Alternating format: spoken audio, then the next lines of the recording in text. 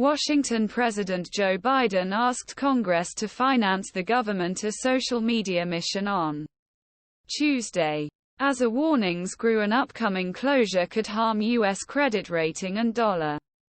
In a video, Biden reminded Americans that they had cut off government programs with Republicans in spring, while cutting off gap more than $1 trillion in next decade. That's why they are determined to close the government. Now they are determined to close the government, and that does not understand. I'm ready to do my part. But the Republicans in the House of Representatives reject Biden. They refuse to rely on extremist supporters in their parties. So now everyone in America may have to pay the price, said. The financing allowance for federal government operations will end on Saturday and left only days for the Congress 12 allowance bills and Biden to sign. The House, led by the Republic, only managed to exceed such an invoice. Failure past the remaining invoices causes federal workers to row, causing agencies in danger and place many basic programs last month. White House asked Congress make a constant decision to keep budget at existing levels and allow government remain open while negotiations continued. The leaders of both sides in the Senate supported this. Moody's and Wells Fargo warned that this week will adversely affect the U.S. economy.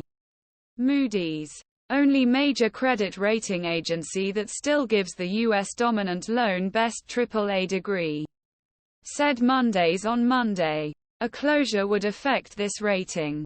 Fitch, another major credit rating agency, lowered the U.S.'s long-term external exporters assumed rating last month.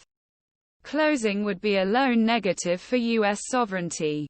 The state debt service payments will not be affected. A short-lived closure is likely to disrupt economy.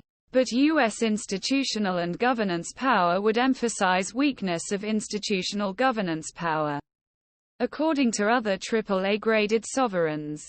In particular, Moody, will show significant restrictions of intense political polarization that focuses on financial policy construction during the expansion of financial forces and decreasing the debt ability. Wells Fargo analysts, in note on Tuesday, said that a closure could lead to fall of 1 to 1.5 of the US dollar index in the coming weeks. A potential closure that can start the U.S. government's October 1 stalls. The chance is more or less a coin at this point. Wells Fargo analysts are seen. He continued, if a closure passes, although it is likely to be modest and short-lived, the U.S. dollar may have a negative impact.